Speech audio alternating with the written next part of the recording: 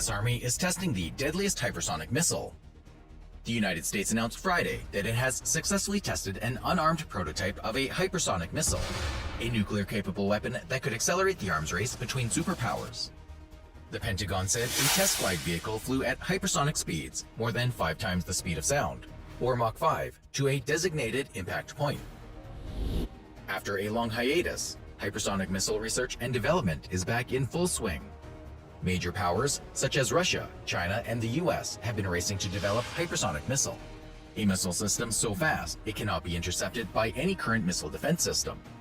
Hypersonic missiles will play a huge role in foreign policy in the years to come, as core pillars of geopolitics, such as geography and technological power, can be undermined by hypersonic missiles. And, given a recent uptick in successful tests from the likes of China and Russia, hypersonic missiles are much closer than we think, forcing a global reassessment of traditional notions of deterrence. What is a hypersonic missile? A hypersonic missile travels at speeds of Mach 5 and higher, 5 times faster than the speed of sound, 3,836 miles per hour, which is around 1 mile per second. Some missiles, such as Russia's upcoming Kh-47M2 Kinzhal air-launched ballistic missile, are allegedly capable of reaching Mach 10 speeds, 7,672 miles per hour, and distances up to 1,200 miles. For comparison, the U.S. Tomahawk cruise missile, the United States Navy and Royal Navy's go-to long-range missile system, is subsonic, traveling around 550 miles per hour, and traveling a maximum distance around 1,500 miles. They can travel much faster than current nuclear-capable ballistic and cruise missiles at low altitudes, can switch direction in flight, and do not follow a predictable arc like conventional missiles, making them much harder to track and intercept. Even as conventionally armed non-nuclear weapons, they are viewed by analysts as raising the danger of conflict, because an adversary might not know how they are armed when launched. The Joint Army-Navy test was carried out on March 19th from the Pacific Missile Range Facility in Kauai, Hawaii. The test was for the military's Common Hypersonic Glide Body, or CHGB weapon, designed to be launched from a rocket that could be land, air, or sea-based. The glide body tested today is now ready for transition to Army and Navy weapon system development efforts, said Mike White, the Assistant Director of the Hypersonics Program. The U.S. military is meanwhile pouring money into advanced missile defense research to find ways to protect against hypersonics. A senior NATO official warned that in a hypersonic missile strike, it may not even be clear what the target is until there's a boom on the ground. In January, the Bulletin of Atomic Scientists advanced its doomsday clock, its assessment of the risk of nuclear holocaust, in part due to the rising threat of hypersonic weapons. United States hypersonic missiles. The U.S. is developing a range of advanced hypersonic systems and has recently awarded Lockheed Martin contracts for the development of 2 systems: the Hypersonic Conventional Strike Weapon, $928 million, and AGM-183A Air-Launched Rapid Response Weapon, $480 million. With regards to current U.S. projects, Boss Patinis says the U.S. is not focused on the same extent as Russia and China on the operational deployment of hypersonic capabilities. Moscow and Beijing both seek to counter U.S. missile defense systems and are developing respective anti-access area denial capabilities. The U.S., in contrast, has not prioritized hypersonic system to the same extent as Russia and China, and is pursuing arguably more advanced systems capable of long-range conventional precision strike, as opposed to nuclear-armed weapons, where accuracy is not so important. Although the Kinzhal, Shirkan, Avangard, and Chinese systems include conventional variants. That said, the U.S. can be accused of relying too heavily on its nuclear-powered aircraft carrier groups to project power. Russia and China have the capability to hit carrier groups with hypersonic missiles before they can get in operational range to launch airstrikes, as the upcoming F-35 stealth fighter jets have a combat radius of 450 to 600 miles. Meanwhile, hypersonic missiles potentially have a range in the excess of 1,200 miles.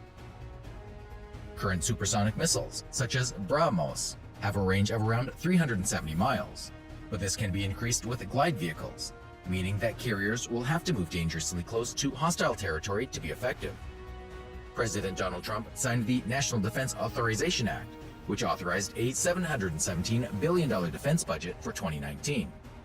It is clear that the U.S. is aiming to bridge the gap with regards to missile technology, a gap which has been widened over the last decade as Russia and China have poured resources into their respective hypersonic projects.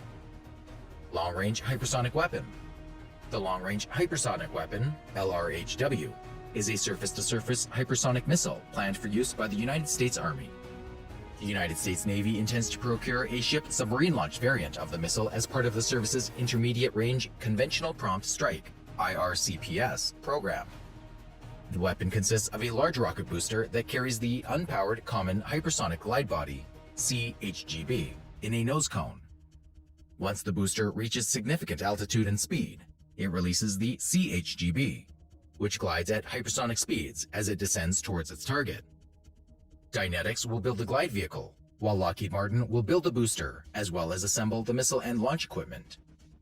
The design of the Common Hypersonic Glide Body is based on the previously developed Alternate Reentry System, which was tested in the early 2010s as part of the Army's Advanced Hypersonic Weapon Program. The Alternate Reentry System was itself based on the Sandia Winged Energetic Reentry Vehicle Experiment, SWERV, prototype developed by Sandia National Laboratories in the 1980s. Design work is by Scandia, while Dynetics constructs prototypes and tests units. Next Generation Combat Vehicle. The Next Generation Combat Vehicle, NGCV, is a U.S. Army program intended to procure a variety of armored vehicles to add new capabilities to Army units and replace existing platforms that are nearing the end of their service life. The program covers the following systems. It was announced in March 2018 that the Next Generation Combat Vehicle team had selected the Operationally Manned Fighting Vehicle as a prototype to replace the M2 Bradley. The Army said OMFV will be designed to engage in close combat and deliver decisive lethality during the execution of Combined Arms Maneuver, and will have a 30mm cannon and second-generation forward-looking infrared system, or FLIR.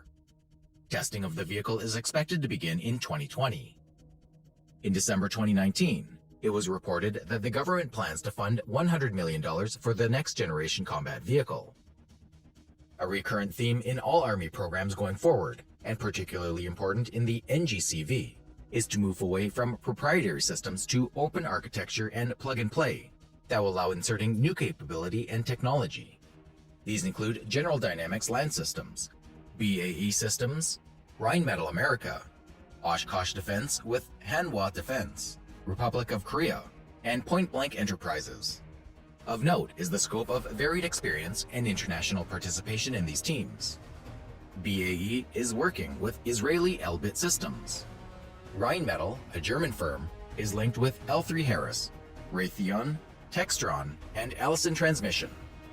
Oshkosh Defense is aligned with Korea's Hanwha Defense, Pratt & Miller, plus Israel's Rafael and Plasan.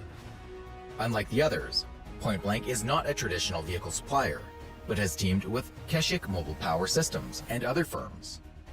However, company representatives repeatedly stressed that these were not their OMFV candidate designs.